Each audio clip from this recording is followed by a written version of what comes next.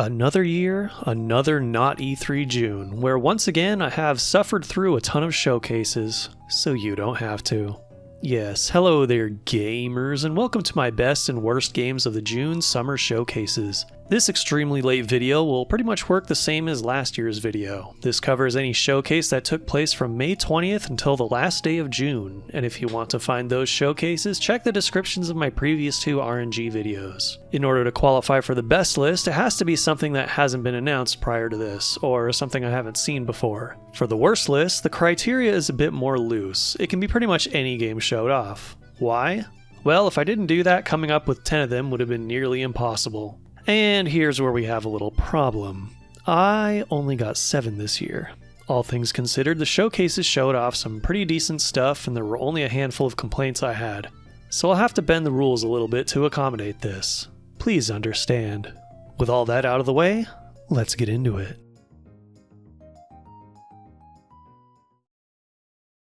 The Outer Worlds 2. Actually, I have nothing to say about this game, to be honest. I haven't played the first one, and from what I've seen from the second one, it looks decent.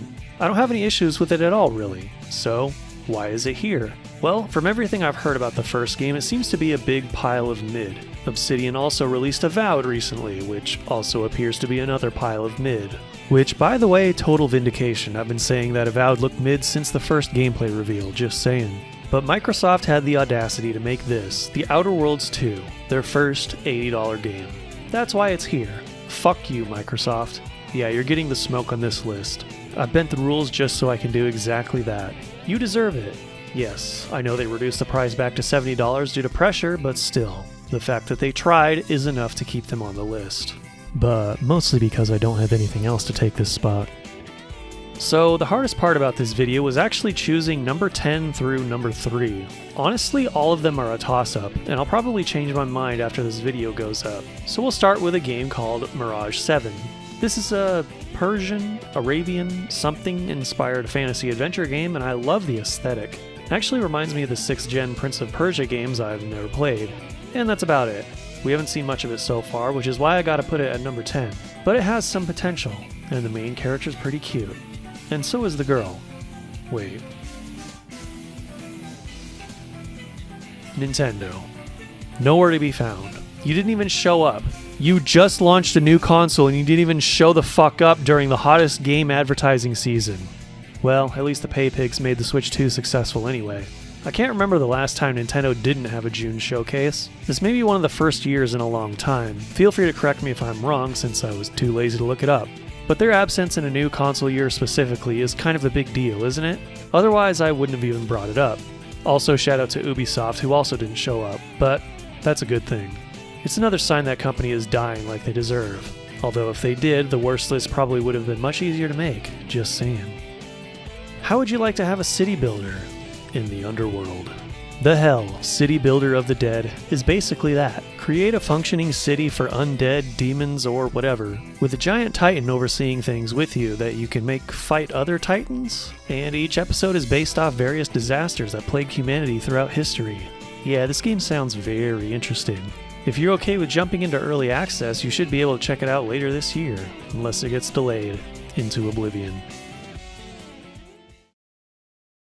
Did you know that one of these showcases wasted a half hour talking about a game that's been out for months? If I had to pick a worse showcase out of all the ones we watched live, it had to be Black Voices in Gaming. This showcase was almost a complete and utter waste of time. They showed off very few games, most of which were shown off at the other showcases already, and spent 25 minutes doing an interview about South of Midnight.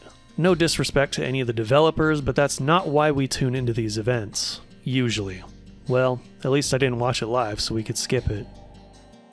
Yep, we got another city builder next, and with another twist. Dark Switch, a game where the whole point is to build vertically along the rising trunk of a giant tree, which also acts as your protection against the forest's dark forces.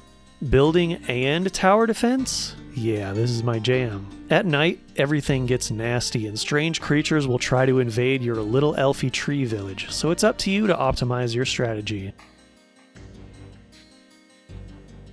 There was one trailer that was such a massive bait and switch, it actually pissed me off.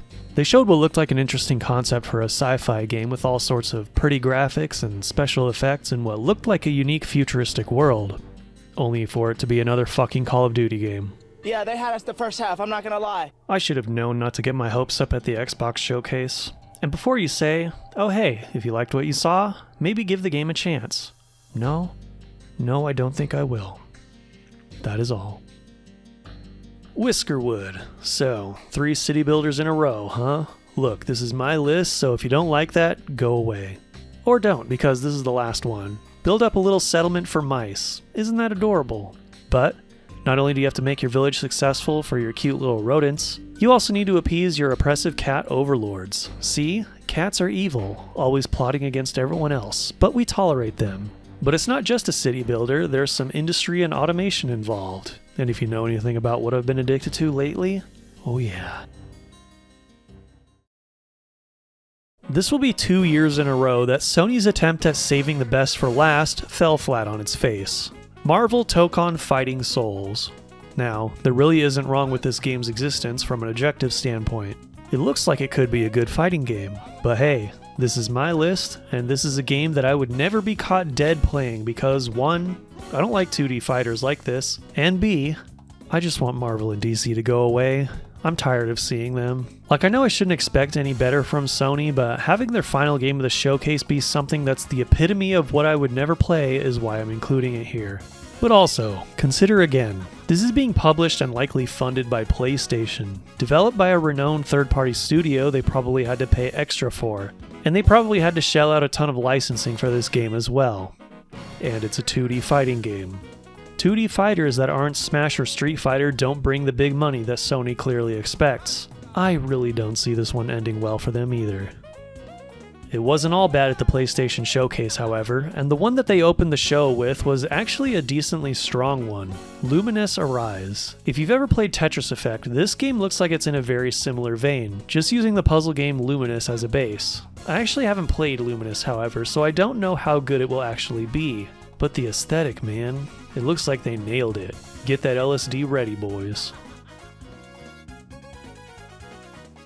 All Systems Dance. Peak cringe game about fighting capitalism by means that don't involve real solutions like...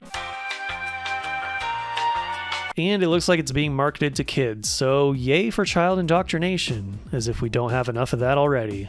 Aside from that, it doesn't look terrible, just painfully casual. Yeah, I know I'm scraping the bottom of the barrel just to include a lot of the stuff for the worst list, not gonna lie. Like I said, this year's showcases were overall decent with not a lot of stinkers. This one has been shown off a few times, but not to an annoying degree, unlike the next few entries. This year, Devolver Digital showed off one game. But, credit, it looks like a banger, an addictive and innovative banger. Ball X Pit, a roguelite where you break stuff by bouncing your balls all over the place and get more balls the more you play, until you are the ball master or something. It's a similar concept to that original Atari game Breakout, but with more content and features and even has a base building aspect? Yep, sign me up. We're going to bust our balls and get bricked up. Call me conspiracy-brained or whatever, but when I see a mediocre-looking game that I can't see reaching a very substantial audience pop up at not 1, not 2, not 3, but I forget how many showcases, I start to conjure up some questions. Cairn is that game. A game that looks incredibly boring and probably short and not worth the asking price, but for some reason it's being shoved into our faces as much as possible. Okay, why? What's the agenda behind this? Where is their advertising budget coming from? How much tax money is being funneled into this one? And listen, these may just be the schizo ramblings of my jaded, cynical doomer brain speaking, and I could totally be wrong and everything is perfectly fine with this game and the studio behind it. But man, does it get annoying seeing it every single time I go through another showcase. Give it a rest. There is another game that also fits this annoying criteria that I keep seeing floating around since last year, and that's Wheel World, a hipster slot bike racing game with a main character you will probably get the pronouns wrong for, but unlike Cairn, this one at least looks like it could still be fun. Still, show me the money. You are both sus. Next, we got an action RPG set in a location we don't see much of in games like this. Blood of Miran, set in ancient Mesopotamia, with a story inspired by Arabian Nights folktales? Yeah, this has some serious potential, though it does look a bit Assassin's Creed-y. Hopefully it can find a way to break the mold, which it kinda already did by being set in Mesopotamia.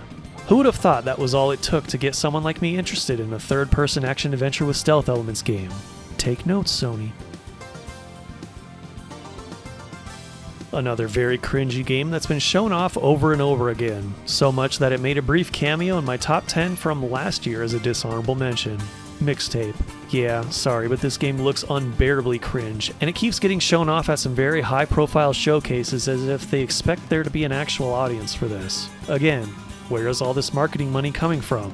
And what is this game even supposed to be? Life is Strange, but worse in every way? With licensed music that will put the game into copyright hell at some point in the future? Yeah, buy this at your own risk. Or gift it to a streamer you hate, I guess. Get your tisms ready, boys. We got an open-world survival crafting game, combined with trains. Customizable trains that you build up yourself. That's Railborn for you. I know, these survival crafting games are a dime a dozen these days, but this one stuck out to me for obvious reasons. It's a bit unclear what will keep the game interesting in the long run, but it seems like there will be some combat and persistent resource management to keep you on your toes and keep your train running throughout. I just love this idea, and I hope it's successful, but it's a ways out, so keep it on the wish list for now. And keep your tism in check. I know, it's hard sometimes. I want to play it right now, damn it.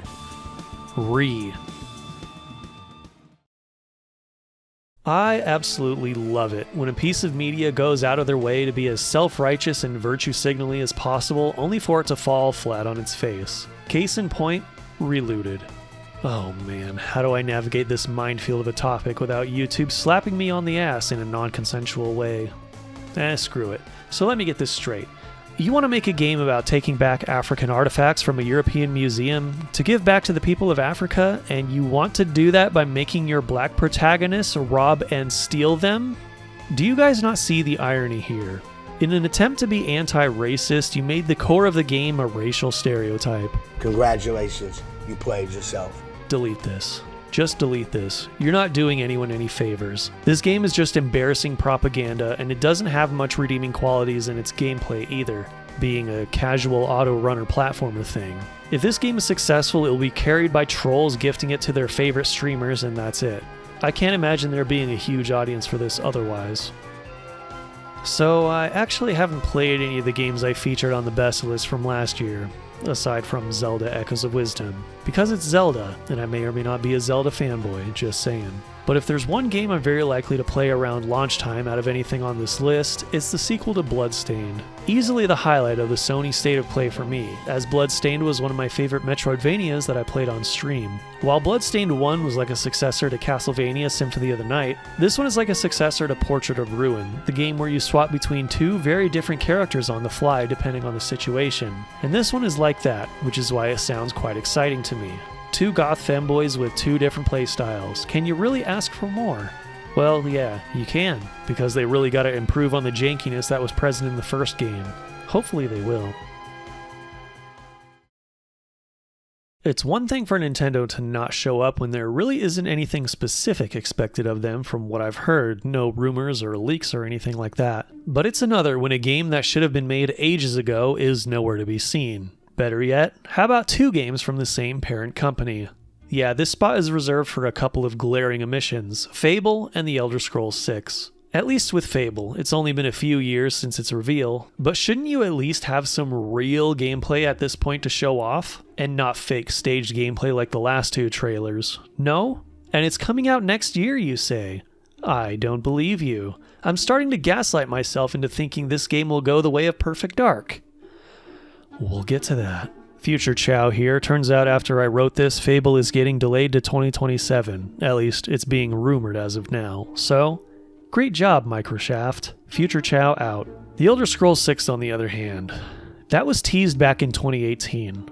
2018! 7 years ago! What in the hell is going on over there, Bethesda? It's been so long since Skyrim that this game has to be the best game ever made or the wait won't be worth it. It won't be. Oh, but that's not all Microsoft failed at. They had some other games that they've been not showing off since their reveal, like at all. But it turns out they were all canceled. Isn't that just great? One of which being Perfect Dark, which was shown off last year, and it turns out the entire trailer was fake. They also canceled Everwild, a game by Rare that was announced years ago. They also canceled some online game being made by ZeniMax. There was also a game being made by Romero Games that lost all of its funding from Microsoft, and maybe more. Any of these could have potentially been at the Xbox event, but nope. So, what about the rest of the Xbox event? Mid. Pretty much just mid. A couple of games caught my eye, like There Are No Ghosts at the Grand and Clockwork Revolution, but they aren't really for me, I don't think. So yeah, I wanted to take this entry to give a big fuck you to Microsoft. They deserve it after all the shit they've pulled recently. And there also wasn't an equivalent to Concord in the showcases this time. Man, I picked the right one last time, didn't I? You know you have a hit when you see a game that ticks many boxes for you. Do you like building? Heck yeah! Do you like tanks? Yes! Do you like mowing down endless waves of enemies? You're goddamn right. Do you like Vampire Survivors? Now you're speaking my language. Well, I present to you a little game called TerraTech Legion. A game where you can build and customize your own vehicle and slaughter everything in sight. Ha ha ha ha ha. Yes, yes, yes, yes. Yes! Yeah, this is pretty self-explanatory. Story? Characters? What are those? This game was definitely the highlight of the PC gaming show, and for me, the entire June season. Though if I had to pick a best showcase, it's a tough call between the PC gaming show and the best indie game showcase. Those showed off most of the best looking games in my opinion, though we could have done without the cringe skits in the PC gaming show, just saying. Anyway, back to TerraTech Legion. Well, actually, I've said all there is to be said about the game, really. Simple, fun, chaos. What more can you ask for? Eat shit, AAA. This looks better than anything you can do. Now I just gotta actually play these games after putting them on these lists. Haha. And that's all for this video. If you enjoyed it, feel free to drop a like and subscribe for more random mid content. Or hit the dislike if you are still coping for Xbox. If there's any game on this list you're looking forward to, or if there's any other game you're looking forward to that wasn't on my list, feel free to mention it in the comments. I do a monthly gaming news thingy that I kinda hate doing that goes over all the recent news about how gaming is getting worse, and then prove that wrong by going over all the interesting games released in the last month that aren't AAA slop. You can also follow my Steam Curator, where I keep track of every game featured in my videos, including their release list. You can also join my Discord to tell me why gaming is actually perfect right now, or follow me on the X-Twitter, where I post nothing or catch my content on Rumble or Odyssey. Thanks for watching, and I'll see you next time.